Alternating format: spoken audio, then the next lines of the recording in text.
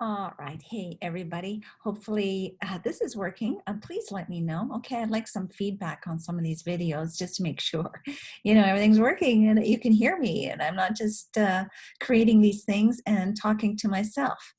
Now, let me see here. I'm sharing the screen. So now how do I do that again? How do I get to where I was? I want to share my screen. Oh, geez. Google Chrome. Yeah. And share. Okay, and then I go to my slide. No, it's this one. Okay.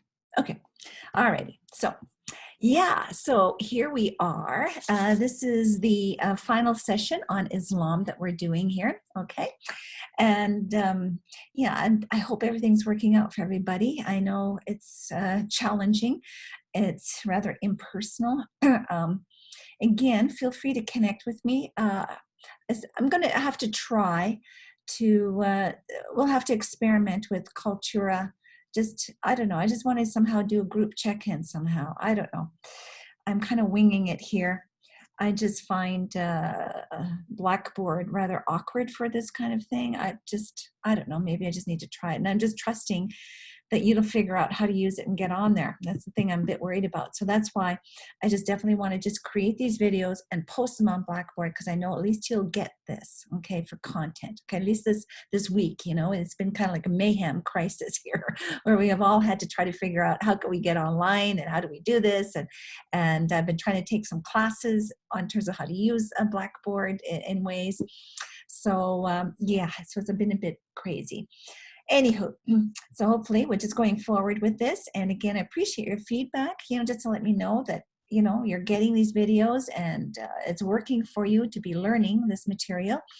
And I am finding that I'm probably giving out too much content in this format that might be overwhelming for you. And I hope not. But on the other hand, my plan is that it's going to be a take-home exam, and I'm going to combine Islam with Baha'i and Zoroastrianism all together as a take-home exam of some kind that you'll email into me, sort of like an assignment, okay? Yeah, so I just got to adapt it that way, because I don't know how on earth we do an exam. And apparently there's technology where, I can be watching you via webcam on your computer, but even so, I don't know. It's pretty much, it would be like an open book exam. I don't know. I'm not too sure how that would work.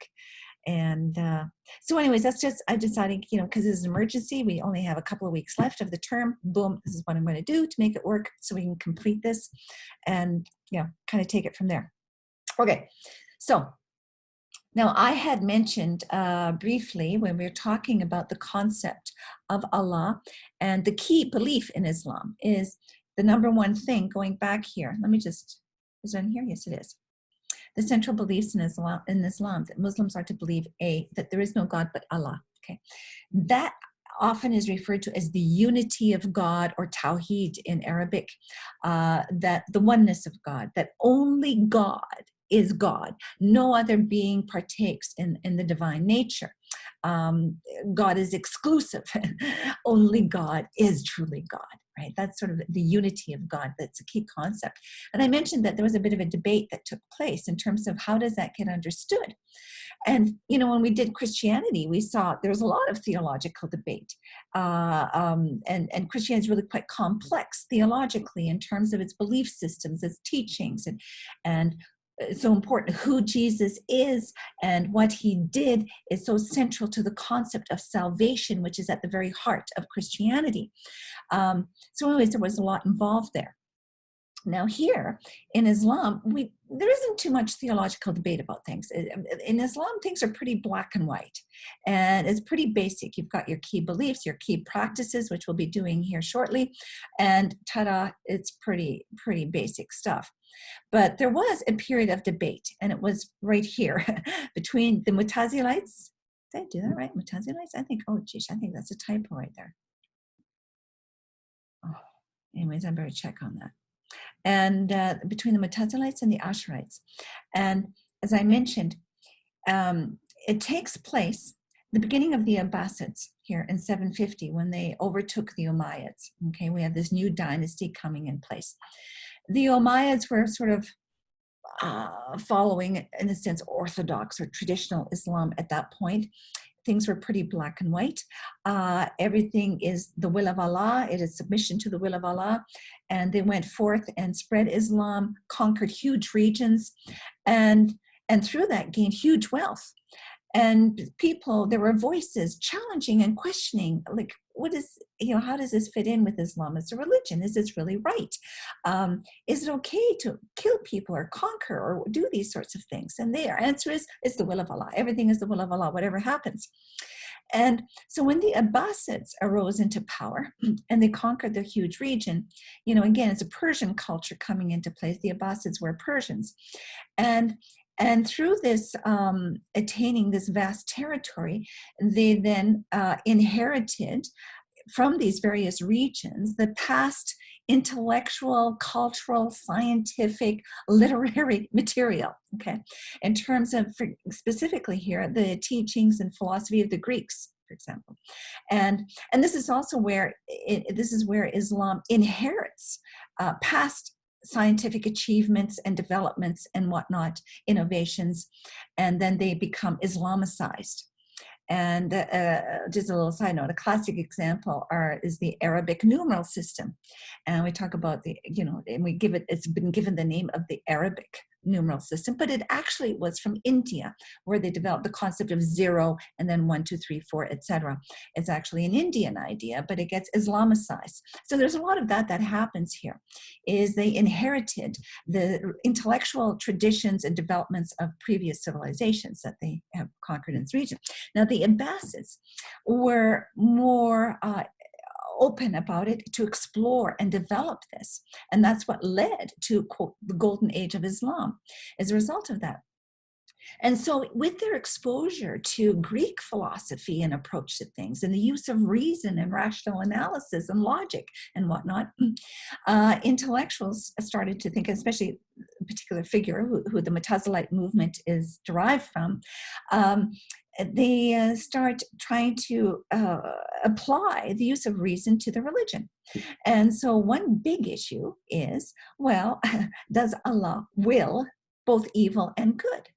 And for the Mutazilites, their conclusion and their school of thought, what they held, is that no, we want to believe that God is good. And if God is truly good, he can only will what is good and not will evil. All right. And so that implied there could be a limitation to his will. So that's one big issue. Right? A second issue that the Mutazilites held to is that the Quran shouldn't always be taken so literally, so that there are passages in the Quran that talks about God as though he sits on a throne, he has a hand, the hand of God on this, the eyes of God see that. And so they're saying, we shouldn't take these literally, as though God literally is sitting in a chair up in heaven and literally has hands and eyes, that these are metaphors. Okay, and so that was another big issue. Okay, so there are some issues here, and they also held that the Quran was created, that it is something that is of historical time. It is not eternal in nature, but was created in historical time. And that then can imply some limitations as to how it should be interpreted, right? So these were a few biggies here that the Mutazilites held to.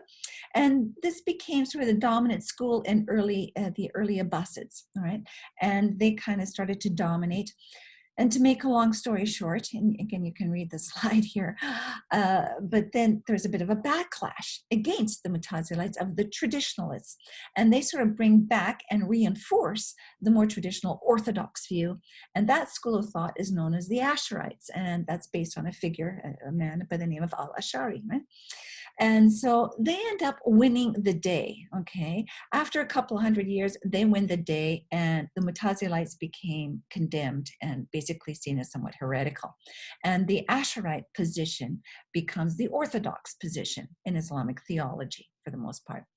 And so what is it that they concluded here? What was their position? And this is a key thing. They held that if you, as a Mutazilite, held that Allah is limited in his power to only do the good, that means that you've got Allah here as the absolute, the supreme being, excuse me, and you've got Allah here, but then there's also another absolute, apart from Allah, in fact, implying it's greater than Allah, called justice, and that Allah himself has to submit to a greater absolute of justice. And therefore, his power is limited and in submission to yet a higher absolute or power. And that goes against the fundamental. Okay, this is what makes Islam tick. This is the key concept, is this commitment to the idea that only God is God, and what makes God God is that he's all powerful. All right, that is the fundamental attribute characteristic of the divine being and divine nature, is the sovereign power of God. And so they held then the concept of the unity of God, the oneness of God, that there's only the one absolute and only God is God, that then is, violated if you hold that he has to submit to a yet higher absolute of justice. Okay, that's a biggie, right? That's a biggie. So, and they held, therefore, this is a heretical position. This is goes against the fundamental teachings of Islam. Okay, so that's one big thing. The second big thing is they held that, listen, Allah is all powerful. If he writes and gives the revelation in the Quran that he sits on a throne, he has a hand and he has eyes, well, then we're meant to take it literally. Because if anybody should be able to communicate effectively, it must be God, right? If he wanted us to understand things in a metaphorical way, he could have said so. He would have been able to explain it, but he obviously didn't. And therefore, we should take it literally, okay? And so that then becomes their emphasis of a literal interpretation of the Quran. So, okay, so that's how they counter the Mutazilites on that. And then thirdly, and I think I mentioned this before when we talked about Quran in the last video, is they conclude that since the Quran is literally the words of God, and if God is eternal and was never created, therefore his words are eternal and were never created, and therefore the Quran itself is eternal and was never created. It is not a product of historical time. Okay, it is absolute and eternal, and that's why the Orthodox doctrine on this point is the Quran is the eternal, uncreated speech of Allah. Okay. And so this then has come into play as being the dominant position, and that then has led to or create some challenges in terms of how do we maybe adapt Islam, interpret things, work with it in terms of the Quran, especially in the modern context and whatnot, where historical context and maybe historical limitations, that maybe you shouldn't take the Quran literally. Maybe it's just, very bound up historically to that time period and therefore is not valid across time, and, raises issues like that, okay? And a key thing is that it leads to the conclusion that everything that happens has to be the will of Allah. And that is what ended up killing science, okay? And that's where that one video, and I'm just going to switch over here to the slides that I have on the videos here, okay? As you can see here, you've got some, very kind of basic ones, just generally over Islam and a crash course on Islam. Those are pretty basic stuff, right? And then you get a bit of an overview of the Hajj, the pilgrimage to Mecca, where you can kind of see live footage of what that somebody snuck in a video. And just so you know, we're going to talk about that yet later today, yeah. Non-Muslims aren't allowed in Mecca. It is forbidden, okay? It is a holy city, and non-Muslims who are infidels are not allowed into the city. Okay, and so, you're not really supposed to take video during the Hajj, but somebody snuck that in and did that. And so you'll see that there. You'll see there's prayer. You'll see an example of that. I have Laura down there, the call to prayer. You can hear what it sounds like, the giving out of the call to prayer on a daily basis in Arabic. It's beautiful to hear, right? But then, again, just to go over here, the history of Islam, these are really excellent videos that Caspian Report puts out. They're just great. And it goes quite deeply into the history. So, again, you don't have to know the detail, but it's there for your information. It's really good stuff, okay? That goes through the early Islam and the historical rise of it. But what's really interesting here in terms of what I'm exactly talking about is the history of the Golden Age and then the decline and death of science. Okay, that video that he also does, which is really good. And he does it it's almost like watching a movie, okay, with live actors and stuff. So it's really, really worth seeing. I think they're great. Yeah, and then what I think, I was talking about in the first video about, some things that are going on today in terms of more recent archaeological finds and academics, what they're discussing about the origins of Mecca and that Petra could have been the original holy place and those sorts of things. That's what the latter things deal with. And as in terms of historical assessment, revisioning the origins of Mecca, etc. Okay, those videos. And then what's really also a really great little overview, a briefer overview of the history of early Islam in terms of the caliphs, the history of the Shia split from the Sunni, part 1 and part 2. Okay, yeah, really do watch those. Okay, really do watch those. That's some good stuff there. Okay, I just want to kind of go through that. That this is really stuff that I'd ideally like for you to watch. And then the others are a little, I'm just jumping, just so you know, there's a lot of issues in terms of the modern world. Islam in crisis and conflict with modernity. There's a lot of stuff in this area. It's huge, but just to give you a bit of an idea of what's going on out there and some things, okay, it's just to give you some ideas for those of you who are interested. And then there are many moderate Muslims seeking to reform Islam. And especially Canadians, like here, Irshad Manji. She's from Vancouver originally. I don't think she lives here anymore. I'm not too sure. She's actually a lesbian, and but yet a committed Muslim and seeking to reform Islam. She's written a few books, and she's really great. Majid Nawaz above there. He used to be a part of the Muslim Brotherhood and was actually put in prison as a terrorist in Egypt, and then changed his views as he was sharing the same prison cells with his brothers, and realized, wow, you know what, this is really bad stuff. And so he left the more radical element of Islam and has become a moderate Muslim and is seeking to reform Islam. And so, he's over in the UK. He's a very interesting fellow and really worth listening to. And there's a lot of videos that he's put up. And then again, further down, we have this Aussie from Australia, this Imam Tawhid.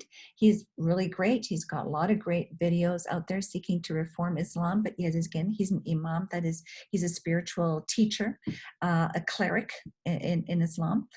Very great stuff here. And then Tariq Fatah. He is also a moderate Muslim. As you see here, the founder of the Muslim Canadian Congress, but he left it because of all the death threats he got. And the same thing with Irshad Manji. Death threats galore. That's what happens to moderate Muslims. They get death threats in quite a high number. It's any attempt to reform Islam is a very, very challenging. And that's why I kind of put it here, is that it's a bit of a crisis here. And anyway, I'm not an expert on all this, that's for sure, but I do know some things. But it's there's a lot going on out there, okay, and it's messy, it's complex, but I'm just wanting to introduce you to a little bit to different ideas, issues, people, okay. It's huge, okay, but these are, anyways, I just kind of went through the videos just so you have a bit of an idea. The latter is more optional, but here I want you to definitely watch some of these just to get the basics of Islam in terms of its history, the beliefs, practices, just to have that, because this is what this course is meant to be about, okay? It's not a course on modern Islam or whatever, because that's huge, right? This all the stuff that we're doing is, again, it's just meant to be an introduction to these religions.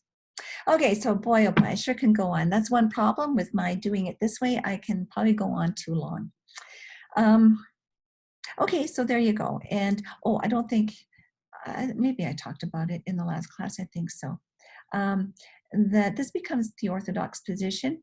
It's there that everything is predestined, and I did mention it in the previous video, and that we acquire our destiny. It's called the doctrine of acquisition. So if you're destined for heaven or paradise, it will be easy for you to be a Muslim, to do good, to be a good person. But if you're destined for Gehenna or hell, it's going to be hard for you to do good. It's almost like there's going to be forces just going against you to ever try to do good. Things always backfire on you or whatever. And that's sort of the idea behind the doctrine of acquisition. So it seems as though it's free will, but actually you're just living out your destiny, okay, acquiring your destiny. Okay. And so the key thing is though once the Asherites come into position in the Orthodox kind and establish Orthodoxy, which becomes Orthodox Islam, things freeze. Okay, and as we'll see, that really happens by the 10th century. Okay, and that's when they kind of come into dominance, the impact of that. And we'll talk about that more in a bit. So moving on to the practices of Islam, the 5 pillars. Okay, the 5 pillars of Islam. And again, I mentioned is the house of Islam. They uphold the house of Islam that the whole world is to come into. Okay. So the first practice is a public confession of faith. And this is what makes you a Muslim, is to publicly confess that there is no God but Allah and that Muhammad is his messenger. You publicly confess this, kaboom, you're a Muslim. Easy to convert, okay, in that sense, right? It just takes this public confession. Number 2, you are to pray 5 times a day facing Mecca, all right? Now, this is a highly ritualized way of prayer. And here, I'll just go to the next slide that shows you some things. So you're to pray 5 times a day. So the first prayer would be at dawn before the sun rises, but as the sky is getting light, but before sunrise, that's your first prayer. The second prayer is at noon. The third prayer is in the mid-afternoon. The fourth prayer is after the sun has set, okay, so at dusk. And then the 5th prayer is at night, right? So that throughout the day, as the sun has made its major shifts in space and time throughout the day, you're called to prayer. And again, remember how I mentioned before, Islam is about bringing you back into remembrance of Allah. So you pray 5 times a day so that you're always remembering Allah. And then secondly, that you submit to the will of Allah. You surrender to the will of Allah. And that's why the part of the prayer is it involves ritual of bowing down, prostration, okay? And that's why you should watch that little video on prayer so you can kind of see it a bit, okay? In terms of what that looks like. So what happens is that there will be, as you can see here, in a mosque, which will be the place where ideally people go to pray, there is a tower called a minaret. And from that minaret, the muezzin gives out the call to prayer. Okay, and that's again where you can, well, I also have it on this slide, and I'll be posting slides. Yeah, if I go there, well, here, let me just do it just so you have a little bit taste of it. Okay.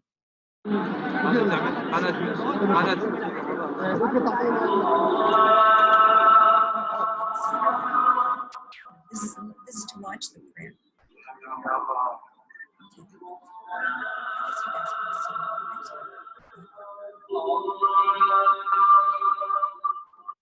Okay, that isn't what I meant. This is what I meant, the call to prayer. Over 22 million people are in urgent need of humanitarian aid.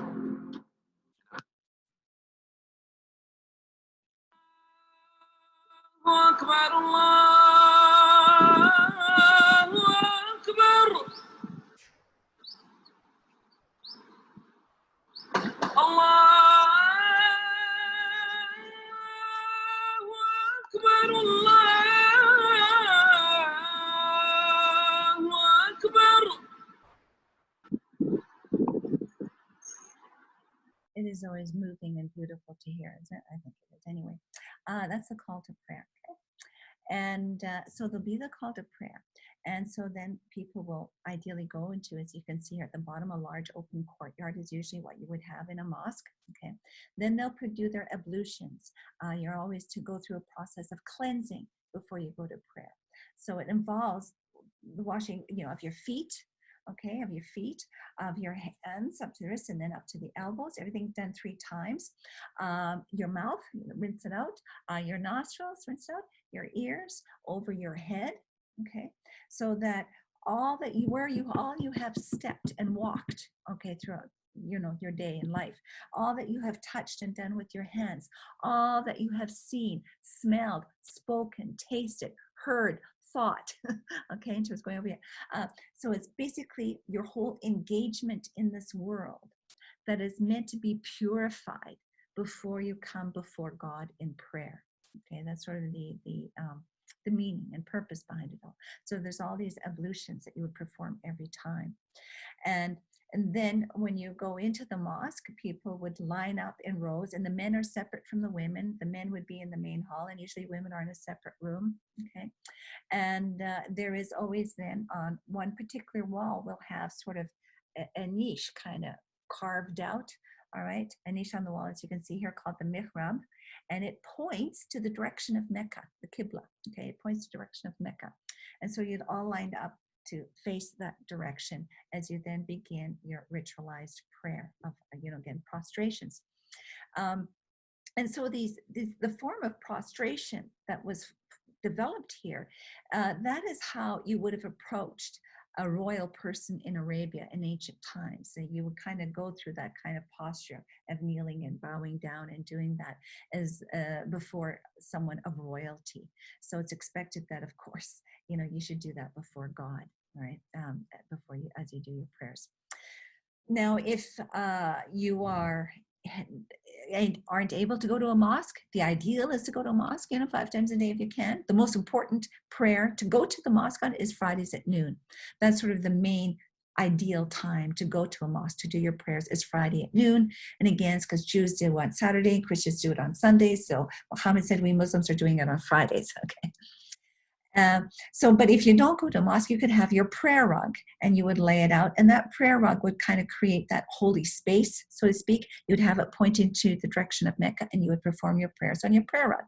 If you're out in the desert in the middle of nowhere, you would then take some stones or somehow create a bit of a sacred space of a bit of a circle, and within that circle, you would be doing your prayers. If there's no water for washing, you would just do it symbolically, maybe using some sand out in the desert, and do the symbolic gestures of cleansing. Okay, but this is a very central thing, is the daily prayers in Islam. All right. Okay, so let me see here. No, I was here. I go back up here. Okay, so that's number 2, to pray 5 times a day facing Mecca. Right. Okay. The third thing is the giving of alms. Okay, it's a type of religious tax, just like you have in Judaism, Christianity, the idea of tithing, giving a tenth over to the church or the temple for, to sustain the community, to pay for services, the buildings, et cetera, et cetera. Likewise in Islam, but it's far more lenient, if you want to call it that. You are to give 1/40 of the surplus per year.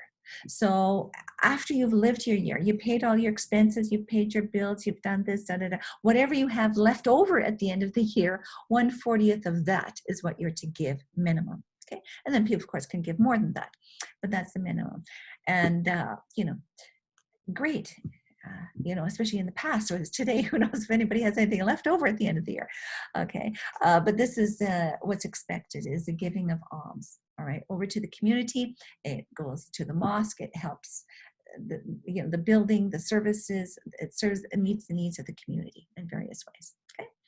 Then the fourth is to fast during the month of Ramadan. Okay, now I can't remember if I had a slide. No, I don't. To fast during the month of Ramadan. So this, again, the Muslim calendar is a lunar-based calendar, so it always changes a bit throughout the year. So I can't give you an exact date because it does change every year, right? So it is for a whole month where you would fast from sunrise to sunset. Okay, as soon as it starts getting light, and you can't, you can start to see the needle on a thread. Okay, you can kind of note it, see the difference that, there's the thread now. As soon as you can start seeing the thread, that's when the fast begins. And when you can no longer see the thread, that's when it ends. So you literally do not eat or drink anything all day. Okay, only if you're able to do so. If you are an elderly person or a child or pregnant or have health issues, whatever, you're exempt from that. But if you're physically able to, you're expected to fast during the day. And so this then is, again, it's sort of what replaced the holy months in ancient Arabia, where people would go to Arabia, and whatnot. It sort of kind of reflects that aspect of fasting in honor of your God, doing this type of ritual. And of course, in Judaism, they'll have periods of fasting as well, like that. And of course, in Christianity, do that too, in terms of Lent and whatever else there is out there. So anyways, yes, you fast. And so the goal is during this month, it's a holy month. It's a month where you ideally read through the whole Quran. You will go to services every day. And you focus. This time is meant to be a strong spiritual focus. It is a holy month of reflection, spiritual commitment, all right, and focus is the key idea here. Well, then when it comes to the end, oh yeah, and people do eat, in the morning before sunrise, and of course then they eat quite a bit after the sun is set. And that's actually led to a bit of a problem because people tend to gain weight because they're so hungry they really eat. So it's led to some issues in that department. And it's also been some issues in the sense that people who live far up north, and depending on what time of year the Ramadan falls there, they might only have 4 hours of darkness or 3 hours of darkness away up north somewhere, and the daylight hours are very long there. And so that poses a real challenge for them if they happen to be living up north, okay? Because this was, again, designed for that particular location in Arabia, not for the whole world, really. Anyway, so the fasting of Ramadan comes to an end with the rise of the new moon, because again, it's a lunar calendar. So once the new moon rises, then it's time to end the fast. And so that then leads to a festival of breaking of the fast, okay, Eid al-Fitr. So this is where people will then have feasting will take place, and everybody will be sharing the food. You're meant to share it with your neighbors, give it to the poor. You share the food, you celebrate. It's almost, like what people would do at Christmas or New Year. There can be presents, new clothing, and it's just a celebratory time. Okay, all right. So then we have the last one, the fifth pillar here is the Hajj, the pilgrimage to Mecca. So it's held that it's ideal that at least once in your lifetime, you make the pilgrimage to Mecca, the holy city of Mecca, where the Kaaba is, okay? And this is something that's been instituted, and again, it's highly ritualized. Now, a key thing is you can't just do this whenever you want. It has to be during the month of the Hajj. So there's a particular month of the year when people are expected to do the Hajj, and we're talking about 2 to 3 million people showing up, and it's been causing a big issue so that people have to book ahead because they just don't have the room for everybody, and sometimes it's led to accidents, with such masses of people. Sometimes they've been trampled here and there. It's really, it's a pretty major challenge to have all these people come into one place, okay, for such a short period of time. So there's key days in there, and this all in the first 10 days are the most important days. And so everybody will come there. Excuse me, I have a little sip of water here. Going to Mecca. And a key thing is, as already mentioned, non-Muslims aren't even allowed in Mecca. When everybody comes there, everybody's going to be wearing these white robes, and to embody the idea that before the eyes of Allah, everyone is equal. There's not to be any recognition of a royal person versus a peasant, or class distinctions of wealth or what have you. And so everybody wears these white robes that symbolizes the sense of equality before God, okay? That everybody's going to be treated equal. And, again, there's no spiritual superiority of one person over another. So that's one thing. They all come there in the white robes during this month. The first thing they will do, and I'll have a pic. No, that's that. Here's a picture here. Oh, okay. The first thing they'll do, and here's a picture of the Kaaba at Mecca. And you can see here the throngs of people. The first thing they'll do is they'll circumambulate, going around the Kaaba 7 times counterclockwise. I was going counterclockwise. Okay. And the Kaaba, just to talk a bit about that, the Kaaba is the holy house of Allah on earth. And the story and tradition and belief here is it's directly under the throne of heaven, where God has his throne in heaven, directly under there. That's why it cannot just be anywhere. It has to be in this place. Okay.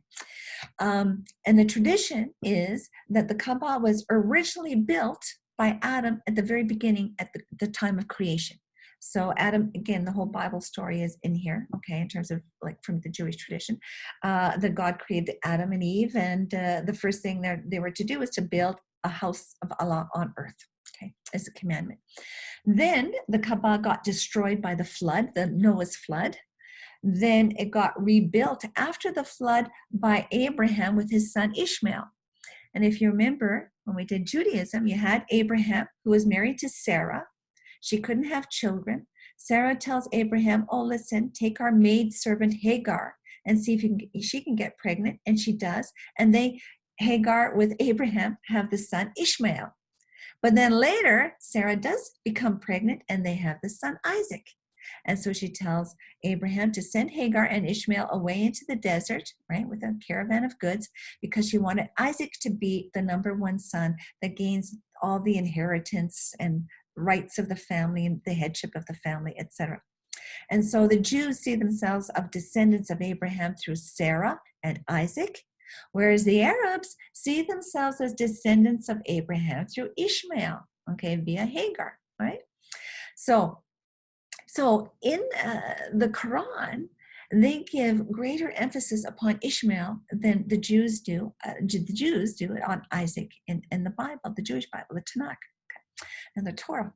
And so I didn't mention this really in Judaism, but in the Bible, the Torah, okay, the Jewish Bible there, in the story about Abraham and Isaac and Ishmael and all that, once Isaac was born, the story there is that God tells Abraham he should offer up his son Isaac as a sacrifice. And this is something that, remember, they were now in the land of Canaan, the promised land of Canaan. This was a practice of the ancient Canaanites, is child sacrifice, that you are to sacrifice your firstborn son. It's a common thing. And that's actually, in a lot of places of the world, you'll find child sacrifice is actually pretty common, more so than you'd realize, okay? And however, God intervenes and stops Abraham from doing it, and instead gives him a lamb or goat or sheep or something. Yeah, I think it's a sheep, a lamb or something, to offer up an animal in its place of Isaac. Okay, and so that's the story in Judaism. And ta-da! Now in the Quran, it elaborates on that story, or it's different. They say it's not Isaac, but it's Ishmael that's going to be offered up as a sacrifice. And Ishmael is already a grown boy. He's around like 13 years old or something. And Ishmael willingly says, yes, I am willing to be sacrificed, Father. Yes, go ahead and sacrifice me. And you don't have that in the Jewish Bible, okay? This is where there's differences between the Quran and the Bible, okay? There's a lot of differences. But so Ishmael is willing to have himself sacrificed consciously, and Abraham is about to do so, but again, God intervenes, stops it, and says, here, sacrifice this goat instead, okay? So that event in Islam is taken as a exemplary model of what it means to be a Muslim. It resembles the ideal of being a true Muslim is someone who's willing to surrender his life completely and do the will of God no matter what, even if it is to sacrifice your son, and if it is the son that's saying, yes, I'm willing to be sacrificed. That is what it means to be a Muslim, is that total surrender to the will of Allah. Okay, so that becomes sort of the paradigm, the model of what that means. So that's what's emphasized in the Quran, and it's believed here, though, that Ishmael was spared. And anyway, then after this, the angel Gabriel brings to them a stone from heaven. A pure white stone is brought to them from heaven. And Gabriel gives them the instructions for how to rebuild the Kaaba, how to properly worship Allah at the Kaaba, and that they're to embed this stone into the corner of the Kaaba, and that if people kiss it, it will absorb their sins. And so the story is that over time, that stone has become black from having absorbed all the people's sins. Okay. And then over time is held that the Arabs, they have corrupted the Kaaba by bringing in all these other gods, 360 deities all being worshipped there. And it's now Muhammad being called by Gabriel to go in and purify the Kaaba. So it once again is the holy house of Allah consecrated to him alone. Okay, so that's sort of the whole story of the Kaaba that's really important here. Okay. So people will circumambulate going around. This is the first thing they do when they go on the Hajj, is to do the circumambulation around the Kaaba. Then they'll try to kiss that black stone if they can get to it. Okay, you try to kiss a black stone. There's also another wall there that they'll kind of lean on to receive the blessings of Allah. So they'll have special blessings will be passed on to them. It's totally empty inside. There's nothing in there. It's just a box-like building, period. Okay. Okay, so that's the first thing they do. And then in that area close by, and do I have that written down here? I think they will visit there's going to be encased in a glass covering, a stone that is claimed to have the footprint of Abraham in it. Okay, the people pay their respects to Abraham there. There is also right nearby a well of water that's believed that this is the well that God provided for Hagar and Ishmael when they ran out of water in the desert, miraculously created the spring to burst forth, and so it's seen as holy water, so people will visit that. It involves running around as though we're searching for water like Hagar did, and ta-da, they go to the well, it's holy water there. Okay, so that becomes sort of the key event. So this is sort of the opening. And then the next day is where they will, just outside of the city at Mount Arafat, they will spend the time from noon to sunset, fasting during this time, and just dedicated in praying and seeking the forgiveness of Allah, repenting of their sins before Allah, right? Praying and fasting from noon till sunset, all right? Seeking God's forgiveness. Then after that, they will collect these stones for stoning the devil. And the story here is that the devil tried to tempt Abraham from not sacrificing his son. And so they throw these stones at these pillars that are to represent the devil. Okay, and then there also will be this feast, the Eid al-Adha, where they will sacrifice an animal, like a lamb, whatever, sheep. Usually it is some form, a sheep of some kind. That the family is always meant. An animal has to be slaughtered for every family. Okay, and that again represents this whole how Abraham had a lamb sacrificed in place of Ishmael. And so this then is regarded as a solemn festival, the Feast of Sacrifice, it's also referred to. And then that food is be eaten and also then shared. Now, yeah, just in terms of history, because of people going there, everybody would sacrifice an animal, everybody. And so there'd be then so many sacrificed animals and not enough people to eat it all.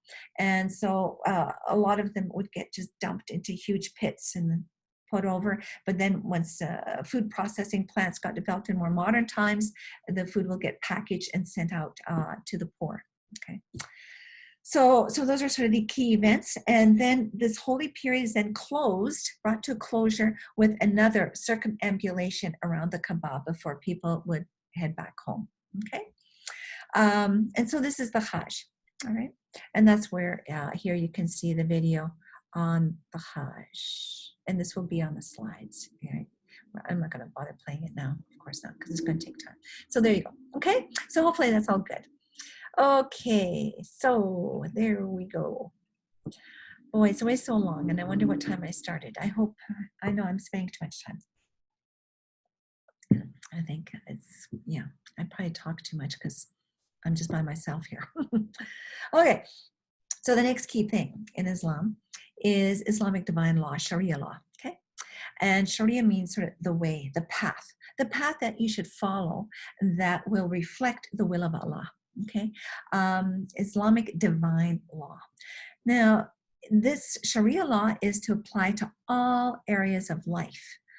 Your individual personal life, your social life, the political realm, the economic realm, and of course, religious realm.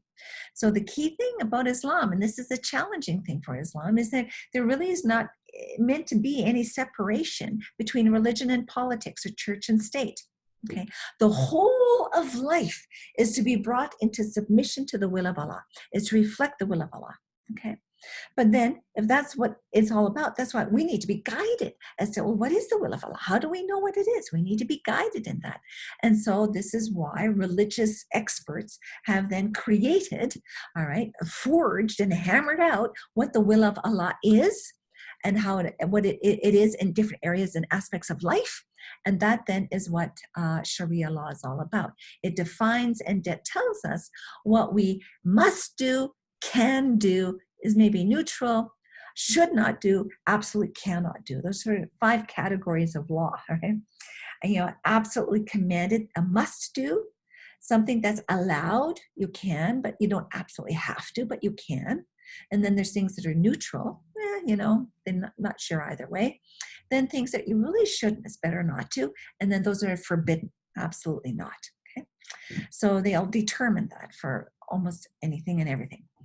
And okay, so the religious clerics, scholars, those who are knowledgeable about the Quran, about the Arabic language, understanding interpretations of the Quran, the Hadith, which I'll talk about in a sec here, they then become the jurists, the experts, who will kind of iron out what Islamic law is to consist of. Okay, and they're usually referred to as the ulamas or sometimes mullahs, various names depending on the region, are these religious clerics who are experts on Islamic law. So Islamic law is something that develops between the 8th and 10th century. And it basically then freezes into 4 major influential schools of Islamic law. And so, okay, I'll talk a bit more here in a second on the next slide, but let me just say this. We got to remember the Islamic Empire is huge. It covers everything from Spain and North Africa, the whole of the Middle East, going to parts of Asia and India. Indonesia is huge. And so there's no internet system, folks, or a mail system, so to speak. So what you'll find having is different scholars in different regions that were very prominent. They then determined for themselves what Islamic law would be in those different regions. And that's why there's sort of these major schools, okay, with differences. They reflect the scholarly conclusions and definitions of Islamic law that fits with different regions, different territories. Okay, hopefully that makes sense. Okay, so how did this kind of work? Well, let me first talk about the hadith because, well, let me just kind of go here to this slide for a sec. How did they go about determining what would be the will of Allah? What would be right and wrong, can do, can't do, whatever stuff, okay? How did they go about determining? Well, first of all, they would look to, well, what does the Quran say on this? What does the Quran tell us about what we can do and can't do? And so they'll look there, oh, something's very clear. Yeah, we know we can't do this. We know we have to do this, pray 5 times a day. All right, it's very clear. But then, what if there's not enough information in the Quran? What if it doesn't talk about and address various things in life, issues in life? Right? Well, that is then where they look to the hadith for guidance. This becomes the second key source for determining what would be the will of God and what could then forge into Islamic law. Okay, the second key thing. And that's the hadith. So what's the hadith? The hadith are a collection of works that develop over about 200-year period that contain what's often referred to as the sayings and doings of the Prophet Muhammad himself and his close companions, like Abu Bakr, Omar, Uthman, Ali, all right, his close companions, right, and a few other people, those who are there at the very beginning, right? Those in close association with Muhammad, right? And so what happens after Muhammad dies, and if people weren't sure, gee, should we do this or that, or is this right or is that wrong? Of course, they look at the Quran first, but then it's like, somebody say, you know what? I remember one day, the Prophet Muhammad, this is what he did. He did da da da da da, or he said such and such and such. And so based on that story of what Muhammad said or did, and somebody remembering it and then passing it on, it's like that then became a form of guidance as to what could be the will of God in a situation. Because of course, Muhammad as the prophet, he was sinless, he was perfect, he is deemed to be the perfect man, the ideal man that you should follow and live in his footsteps and live the way he lived, because he must have been just so perfect that he was chosen by God to be a prophet, right? So he was exemplary. So this is what happens. So what happens is that people then would recall memories and bring forth memories. Oh yeah, I remember this, and I remember that, I saw this, I heard that, all these different stories.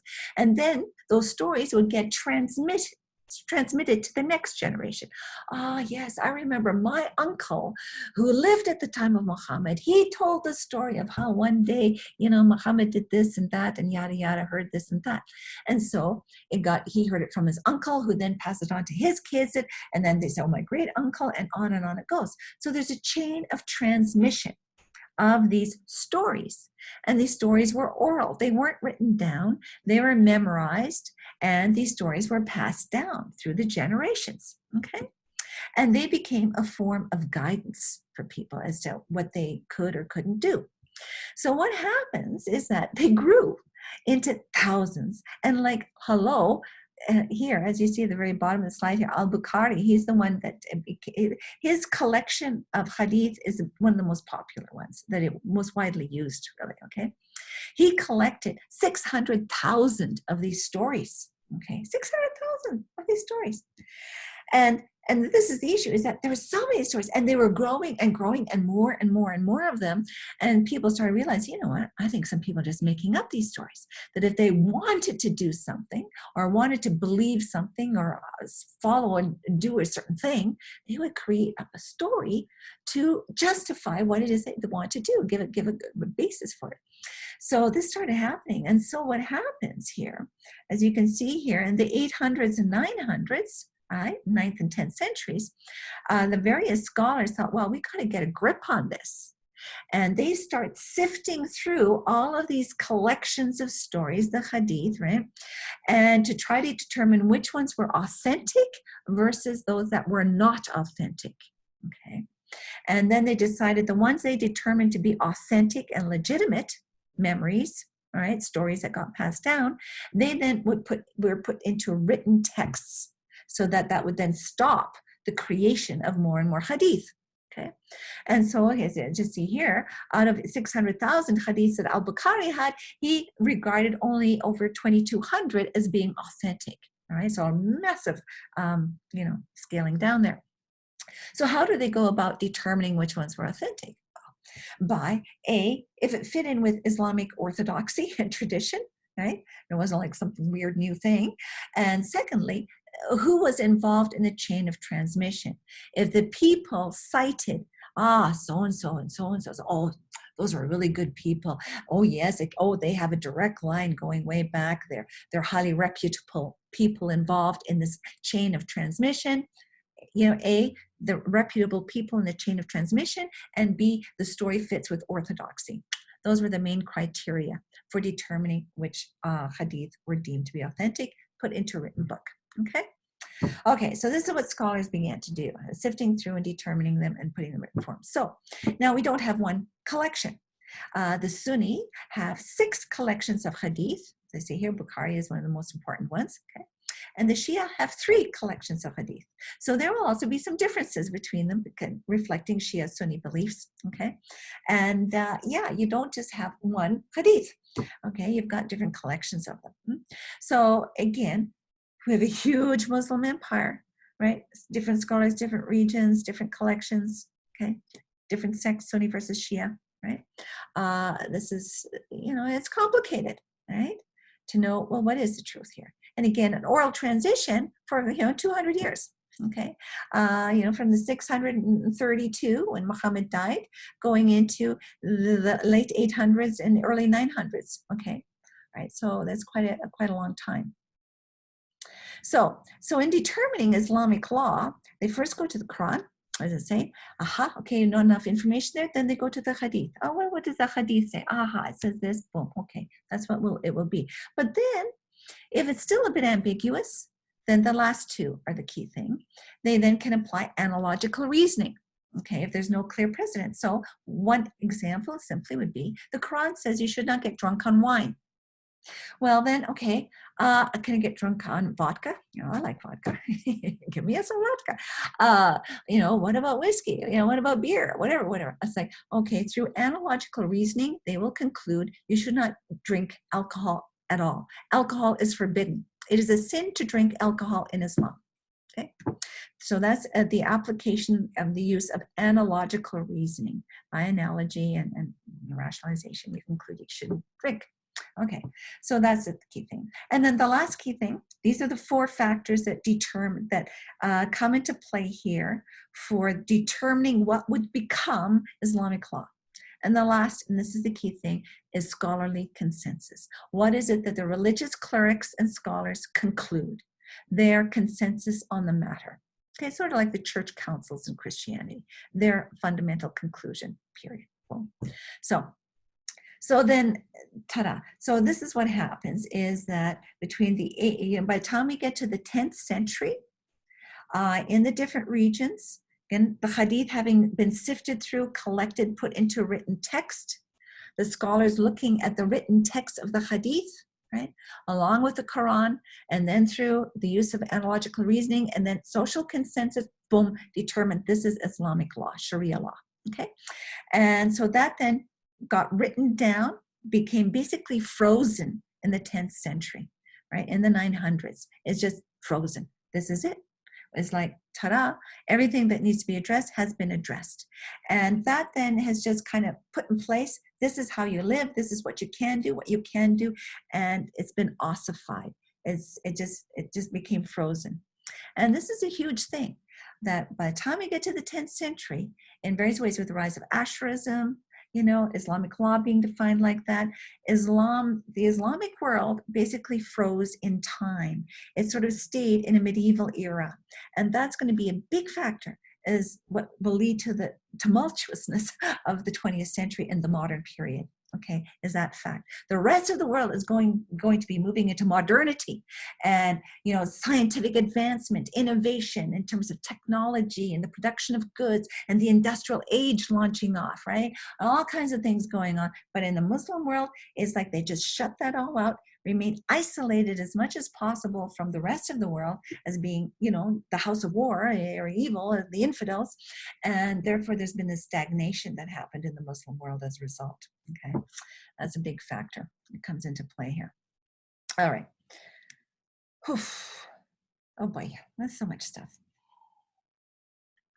I think I should always have a timer and chunk it down a bit more. But, again, these are recordings, so you can pause them, take a break, all right, and come back, okay?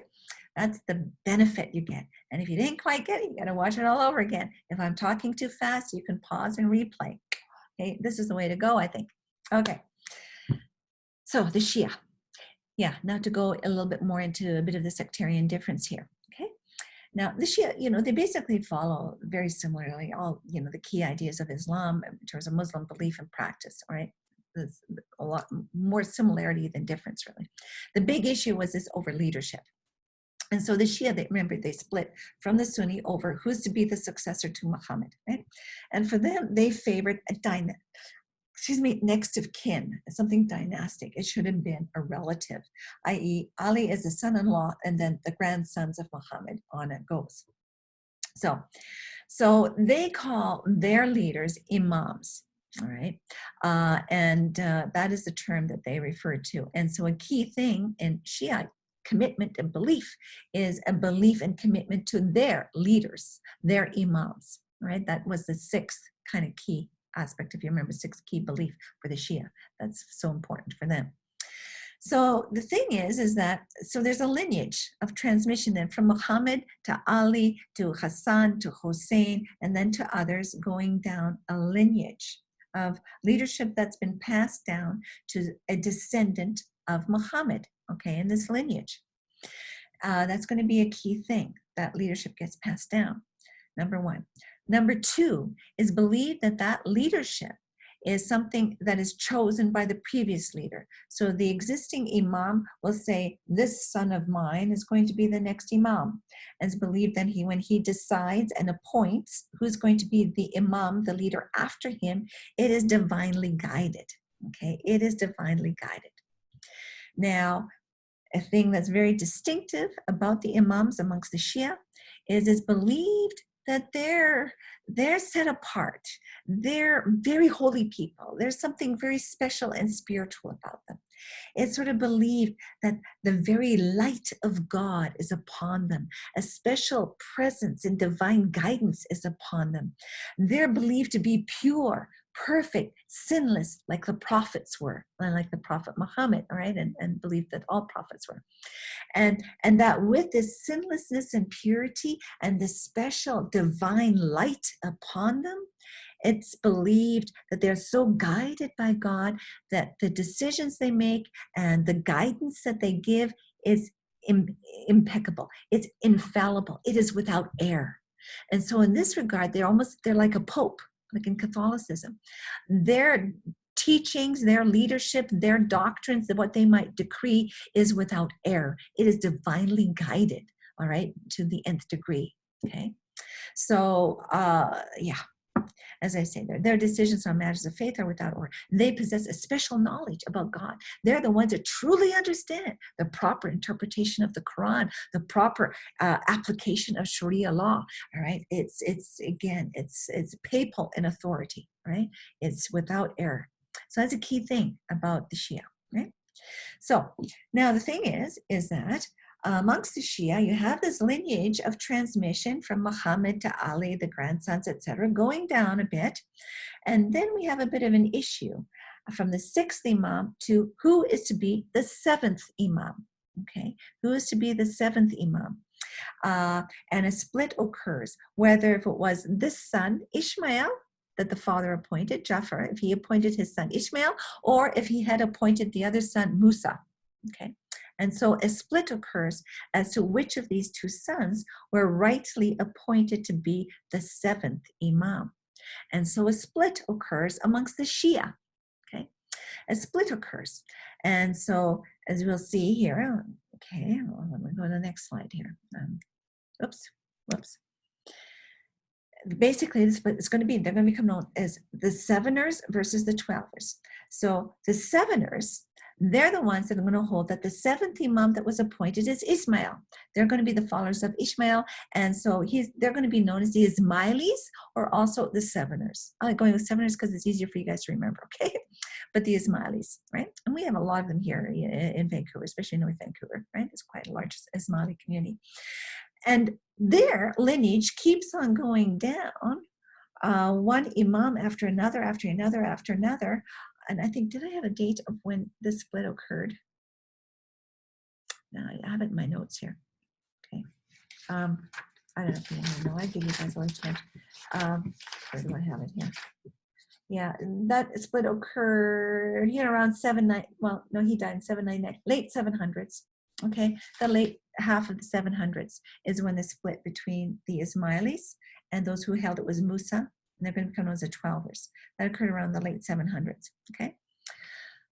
So anyways, for the Ismailis, they have an Imam going down, transmission of Imam, living Imam, one to another, all the way up to the present day. And the present day today is the 49th Imam, who's known as the Aga Khan. And there you've got a picture of the Aga Khan, and below that, that's his royal palace. Okay, and the Ismailis are the most secretive and the most mystical. That's why they're secretive, is because they're so mystical of all the sects. And because of their mysticism, where, they've been then very much persecuted, all right? And that's what's led to them having to become very secretive about their faith because of the mystical bent. You'll find them, they'll believe in things like maybe reincarnation, meditation, the divine is within. They're very mystical-like and even a bit more radical than a traditional Sufi, and the mystics of Islam, okay? Anyways, there's so much to everything. Okay, I'll just kind of keep it that. They tend to interpret both the Quran itself and just Islam as a whole in a much more mystical way, where they see everything as to be rightfully understood in a more symbolic way instead of such a literal way. Okay, so you'll find things, and a lot of the Sufis did this, but the Ismailis really do it. And later, the Baha'is are going to come kind of related out of this, where things like the Hajj, going on a pilgrimage to Mecca, you need to do that once in your lifetime, if at all possible, for example. And they say, yeah, you can do the outer journey, going to Hajj, but really, it's the inner journey, going to the holy house of Allah within the soul. They'll kind of interpret it in a more symbolic way, things like that. Right? This is what will happen amongst the mystics. And so the Ismailis are of that bent. Okay, they're kind of opposed to the literalism of the Sunnis. Okay. So you'll have the Seveners, the Ismailis amongst the Shia. Then the other sect that split off, those who followed Musa, they're going to become known as the Twelvers. That's a name that I'd like for you to know because it's pretty easy. But they're also known as the Ithna Ashariyas or Imamites. Okay, and why do they become known as the Twelvers? Well, they're known as that because an issue happens with the 12th Imam. So the split happened with the 7th Imam, but then they go down to the 12th Imam, and what happens is the 12th Imam disappeared. Okay, around 873 or 874, I should. Okay, you bet I can do it right here. Either around 873 or 874. The 12th Imam just disappeared. And he's gone into, they call it occultation. The word occult means that which is hidden, gone into secrecy. Okay, secret hiding, can't see. It's like a secret you don't really know, it's disappeared, right? That's sort of what's meant by that word. And so here it's held that, remember, the imams are so pure, they're sinless, they're so filled with the very light of God. And so the teaching here is because of this imam's purity, and that the world has become so dark and so evil, right, that he couldn't stand being physically in this world anymore. So he had to leave this physical world, go into hiding, and exist more on a hidden spiritual plane of reality, right?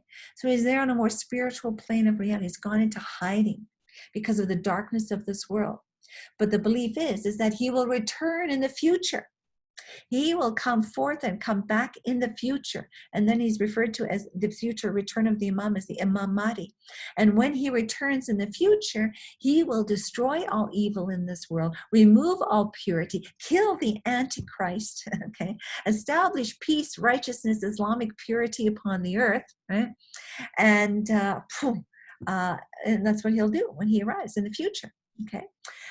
So here you can see, and we do get these messianic ideas coming in, going back to the Jewish tradition and also into Christianity, and it's also taken into Islam. You know, depending on the sect, what the Sunnis believe that Jesus is going to come and destroy the Antichrist. For these people here, no, it's the hidden Imam is going to destroy the Antichrist. And establish world peace and righteousness and justice for all and all that kind of stuff, right? So here they take that over to apply it to their hidden Imam. Now, the catch is, in the Twelver sect here, they're the ones that are dominant in Iran. That's the religion of Iran today, okay, is of the Twelver sect. The Ismailis don't dominate any country or any place. They're largely spread throughout the world. Many went to India, then Africa, now North America and Europe. Okay, they've been elsewhere. Now, the catch here is this: is the Ayatollah. The word Ayatollah is a title of honor, meaning sign of God. It is a title of honor given, as you can see here, the most renowned scholar of Islamic law at the given time period, like at the present time, for example. A man of great piety, who is believed that his religious authority is backed up by the hidden Imam. That this hidden Imam that's left this world and exists on a spiritual plane is literally guiding the Ayatollah in the decisions that are made. Okay, and this is what gives him so much power, right? Religious power and political power in Iran today, okay, are the Ayatollahs. Okay, hopefully that makes sense, okay? Yeah, so that's a big thing there. Okay, where am I here now? Oh, we're near the end, okay? Whew, okay, so just a couple more things. My voice is going here. Just to let you know a little bit, because we're doing all the Western religions, but just for interest's sake, so you're kind of clear on this, some teachings about Jesus. Okay, now again, that's leaving the Sunni Shia sect thing, okay? Just in general, in the Quran, and I already mentioned, Muhammad had a lot of respect, it seems, for Jesus, engagement with Christian monks, the painting of Jesus and Mary in the Kaaba that he did not remove or destroy. Okay, that's the only thing he allowed in there. And so in the Quran, Jesus is mentioned many times. He's often referred to as the Messiah, the Son of Mary, the messenger of God, a prophet, servant of God, the Word of God, the Spirit of God. It's believed that he was born of a virgin, so the belief in Virgin Mary is a thing that's also accepted in Islam, that he brought revelation as a prophet, so he's very much honored in all these regards. However, his deity, his divine sonship, all right, again, what Christians develop in terms of the Trinity, that Jesus is the Son of God kind of idea, and that he's divine, that is rejected, okay, blatantly rejected in Islam, okay? Now, some interesting things here too is that it's generally believed that he actually wasn't crucified by God, but that God made someone look like him, and there I just kind of make references to the Quranic passages here. So that when the crucifixion took place, it wasn't really Jesus who got crucified. It was somebody else. Many believed it was Judas, the one who betrayed Jesus, or even, just some bad person. And but it wasn't Jesus, okay? Because, this is one thing about Islam that's quite different, say, from Judaism. Judaism never makes a claim that anybody's without sin, okay? Moses, Abraham, David, they all were sinners. There's no whitewashing the fact. In Islam, things get whitewashed. Oh, all the prophets are sinless and are perfect, all right, including Muhammad. And Jesus, he was so holy and so perfect and so sinless. And so in terms of the Muslim mind, it's like there's no way God would let such a perfect, holy, perfect person be just simply crucified. It's like, that cannot be. And so the idea is that, no, it must have been a bad dude that really was crucified, not Jesus. It's just, God wouldn't do such a thing. That makes no sense. So it just doesn't fit in with the paradigm that's at work there, okay? So it's somebody else. And as I said, often many believe it's Judas. Some would say Caiaphas, the high priest, whatever. And so since it wasn't Jesus that was crucified, but somebody that looked like him, people thought he was crucified. But then later, ta-da, Jesus shows up. He's still alive. And they think, oh my God, he was raised from the dead. Okay. And so it's like, we got all fooled, but they don't know they're fooled. They think he's literally risen from the dead. And then later he was taken up into heaven, his ascension. All right. And that is believed that he was taken up into heaven. There's reference to that, but alive. And it's that he just never died. And so it's held that he was just so pure and holy, he just never died and was just taken up into heaven, and there was no crucifixion of Jesus. So that's why then it led to these Christian beliefs. However, you do, though, have other passages referring to his having died. So there's a bit of a conflict here. It says he wasn't crucified. He was taken up alive into heaven. And other passage says that he's died. So to resolve that, theologians, Muslim theologians will say that text is actually a prophecy. That refers to when Jesus returns in the future, comes back down from heaven, then he's going to die in the future. Okay, that's a type of prophecy. So here, it's quite a popular teaching, and within Orthodox Islam anyway, is that there will be that, the future day of judgment. But just before the future day of judgment, okay, Jesus will come down from heaven, descend from heaven into the Holy Land. He will kill the Antichrist, right? And bring righteousness to earth. That sort of idea. But he'll also destroy churches, destroy synagogues to show us, Christianity is wrong and Judaism is wrong. And he'll worship at the mosque and say, yes, Islam is the right one. And then he'll reign in peace for 40 years, and then he'll die.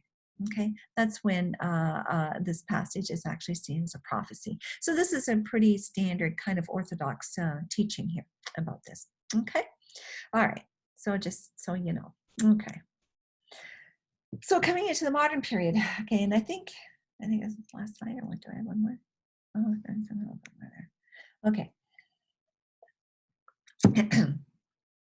So what we find is, in the 17th century is when, of course, we have the Enlightenment kicking off in Europe, the launching of modernity, the rise of science and reason, and the rise of secular states and secular law and all kinds of things going on. And then with that, we have the industrial age kicking off, and the development of goods and technological advancements and innovations and whatnot that, again, just launches modernity as we know it.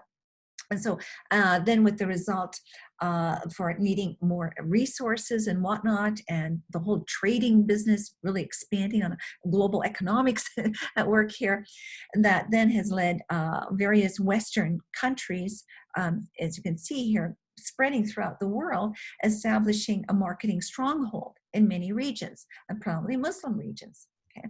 And so this is where you find Britain, France, Italy, Holland, Portugal, Spain, gaining these marketing holds in many Muslim areas, resulting in a loss of Muslim rule, right? That type of colonialism that happens here. And that's very much was resented in the Muslim world.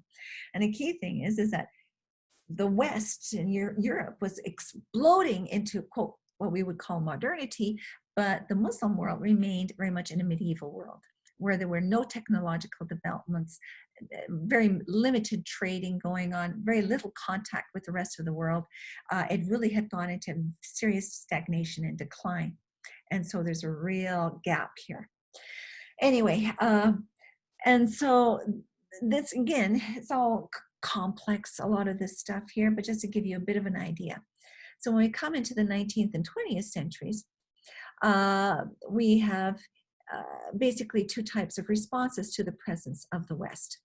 And one response was to adapt Islam to modernity, seeking to reform it. And so here, what you'd find in, these various colonial outputs in the Muslim world, those who were amongst the wealthy, they would perhaps have gone to school in Europe, maybe gone to university, undergone a bit of a European education and whatnot. They tend to be the ones seeking reform, often thinking, well, maybe we could adapt Islam to modernity, where we adopt the Western way of living, the Western law and legal system, maybe a secular state could develop the way it was developing in the West, but yet religiously and spiritually, make religion something more of a private affair, that yes, in your personal faith, you would pray 5 times a day, be a Muslim, whatever, but yet you can kind of fit in and adapt with the Western world, okay? So you have the reformers thinking you could kind of do this kind of adaptation. And we saw that, right, in Judaism. We'll see that in Christianity. This is an issue for a lot of religions, okay? It's pretty much the norm, is dealing with the modern world. Then on the other hand, the other response were the traditionalists, who saw any attempt to adapt and reform and modernize as a form of corruption, okay, and a betrayal of Islam, and destructive to Islam. And so they went the other way. It was sort of like a backlash. They said, no, the last thing that we need to do is modernize and adapt to modernity. Instead, we need to get back to the Quran, back to the early period of Islam, the pristine purity of Islam, to the life of Muhammad, and as in even more recent times, to reinstate a caliphate. Okay, to once again establish the Muslim empire as what it has been in the past. That is the mission. That is the call. All right, that is the vision of Islam from the very beginning. And to not hold to that vision of establishing Islam in the world under a caliphate is actually heresy. Okay, this would be the line of the jihadists, okay, and the extremists. They're just really trying to be true and loyal to the very original vision of Islam and the birthing of it. So that then leads to a revival of orthodoxy and fundamentalism in quite a way, because it really, in the Muslim world, things did kind of get very slack in terms of, it was just a way of life. And it wasn't as intense in ways, the religious belief, that it seems to be showing up even now more, right? So anyway, this is kind of the dynamic taking place here, okay? And then after World War II, okay, with the decline of, Western imperialism, where, with the, here, the Ottoman Empire had collapsed. By the time we get to World War I, there's a collapse of the Ottoman Empire and of that region in the Middle East. It all came under European rule. The British took over the area of Palestine. The French took over, let's say North Africa. You'll have certain European countries overseeing parts of the Middle East like that, right? And there's other places, like Indonesia, the Dutch, and Africa, you'll have everything there too. So anyways, to make a long story short, then with the collapse of that kind of imperialism after World War II, we have then the rise of independent nation states everywhere. And so now Muslims gaining political independence in the form of nation states taking place. Okay. And so that fact in itself has kind of also spurred on more of a type of Islamic revival. And along with that Islamic revival of independent political power and being Muslim, right? There then is the discovery of oil, bringing in wealth, all right, and greater power with that wealth. And so you've got economic and political power granted to a lot of Muslim countries. That's also spawned more religious fervor in various ways. And so you'll find that in the beginning, we'll have some ideal countries. Well, like Turkey, for example, really launched off as a secular state, being more Western and modern, with Islam being the main religion. Likewise in Iran, with the Shah of Iran as the ruler, okay, a type of monarchy. And they were quite Westernized, and it embodied this modernist adaptation type of response. But then there's a backlash against that. And we see that most clearly with the Iranian Revolution in 1979, the overthrowing of the Shah and the whole country going back to very traditionalist way of living. Okay, and this, if you look up Iran before and after 1979 or the revolution, there's tons of videos. It just highlight the pictures you see of then and now, and just the changes. It's dramatic. Okay, it's just totally dramatic. It was totally Westernized to being the opposite. Okay.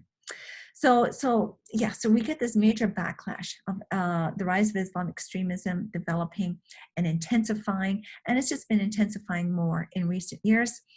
And I think a large factor for that is the rise of the internet. The internet's really allowed for the increasing spread of Islamism or Islamic terrorism or Islamic extremism, whatever you want to call it. And with it, like ISIS, the attempt to establish an Islamic caliphate. And the thinking there, in terms of holy war jihad, that's a whole story there too. It has different levels of meaning, but the way it usually is used and how people think of it is that it is a Muslim's call and obligation to regain the territory they once had. Okay, that's the thing, is that it is your obligation to fight for that which has been taken from you. And so that's rationalization for it, because it comes directly from Muhammad in the Quran, is that if it once was under Muslim hand and rulership, then you have the duty and the right to go forth to kill for it, to fight for it. Okay, it is your duty to do so. And that's become a big issue, so that it won't get denounced officially by the religious leaders, say Al-Aqsa, not Al-Aqsa, but the major school in Cairo, Egypt there, in the madrasa and mosque there, where a lot of scholars get trained there. They just won't totally renounce what goes on in the name of Islamic terrorism. Some things are, but other things aren't. Like there's some really fuzzy lines in there, and it's challenging. It's a bit of an issue. Okay, so how do you deal with that? But this is a big thing, and this is what's led to the situation that we've seen in more recent times. Fortunately, well, I don't know if, who knows? I think I had on that one slide, there's a whole website, terrorist activity, Wikipedia, but includes all forms of terrorism, not just Muslim, but all forms. But there you can go through and you can see month after month, because it's not going to show up on TV news, because countries, a lot of it in Africa, it's terrible what's all going on in Africa. And, even Indonesia, there's this kind of extremism happening in all kinds of places. And it seems like it's kind of toned down a bit more in the West, because we haven't had that much recently as we have had in the past. Okay, so boy, I can keep going here, and I think I'm babbling too much. So hopefully I've given you enough here on Islam, and we've had a few videos here recorded, plus you've got some videos to watch, okay, to kind of flesh things out, and hopefully this all makes sense. And again, feel free to connect with me if you have any questions. I'm just wondering if, let me know if you want to to somehow set up a slot of just open space for any kind of questions or anything like that. I don't know if you want that or not, and then to somehow set that up on Blackboard. I'm not too sure how that works. It could be just you just type in the question, as opposed to, actually hearing you talk and discussing that way. Yeah, let me know if you have any ideas or what you would like. I want to be here to serve you, to make sure this is all good for you. So please communicate with me, okay? Okay, thanks so much. All right, so hopefully this is all good. Okay, so yeah, my voice is going. I better sign off. Okay, ciao.